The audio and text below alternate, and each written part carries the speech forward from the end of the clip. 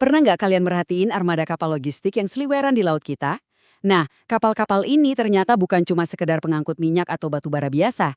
Di baliknya, ada sebuah pergerakan modal raksasa yang lagi diam-diam disiapkan. PT Daas Bara Lestari atau DAAZ lagi merancang transformasi besar-besaran buat tahun 2026. Di penjelasan materi kali ini, kita bakal bongkar habis apa yang sebenarnya lagi direncanakan oleh DAZ. Gimana bisa modal dengan angka yang benar-benar fantastis tiba-tiba muncul di perairan logistik kita?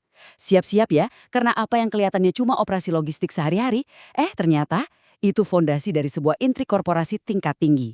Oke, sekarang coba kita perhatikan satu anomali korporasi yang lumayan langka ini. Kenapa coba DAAZ repot-repot secara sukarela nyerahin laporan keuangan kuartal pertama 2026 mereka buat diaudit penuh? Padahal ya, regulasi biasanya cuma minta penelaahan terbatas aja buat periode tersebut. Di dunia finansial yang serba terukur, langkah sukarela begini tuh ibarat sinyal kuat.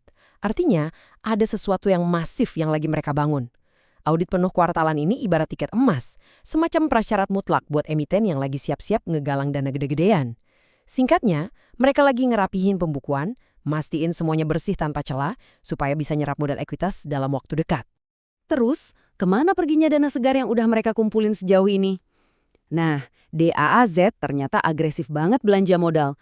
Dana dari obligasi senilai 500 miliar rupiah yang kebetulan baru aja dapat rating IDA dari Pevindo langsung disulap jadi armada fisik yang super produktif.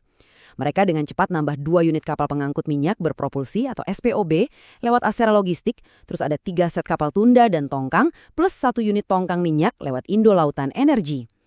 Tapi tunggu dulu, armada modern ini bukan cuma buat pamer ekspansi biasa loh. Mereka ini emang sengaja disiapin secara khusus buat ngamanin urat nadi rantai pasok industri mineral kita, mastiin logistik laut jalan terus tanpa hambatan. Dan ini dia yang bikin merinding, alasan utama di balik percepatan ekspansi tadi. 9,8 miliar dolar, ya kalian nggak salah dengar, kalau dirupiahin itu sekitar 150 triliun rupiah.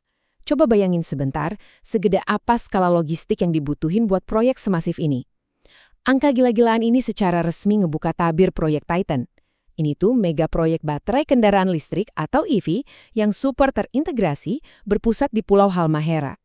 Secara perlahan tapi pasti, DAZ lagi masang posisi buat ngambil peran sentral dalam mendanai dan ngejalanin infrastruktur raksasa yang nyambungin dari hulu tambang sampai ke pabrik sel baterai masa depan kita.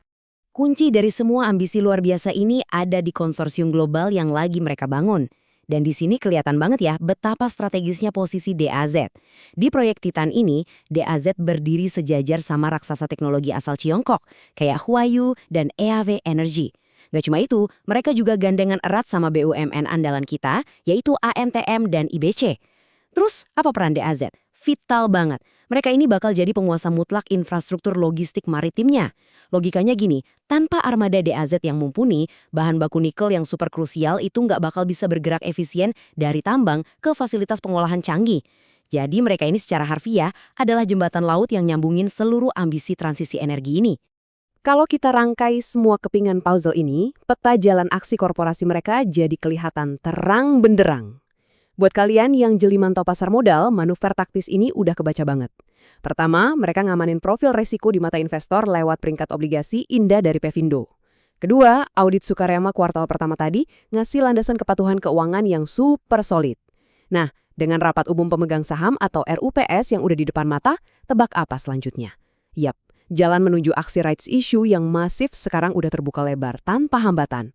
Suntikan ekuitas baru inilah yang nantinya bakal menyegel dan mengukuhkan posisi absolut mereka di dalam proyek Titan.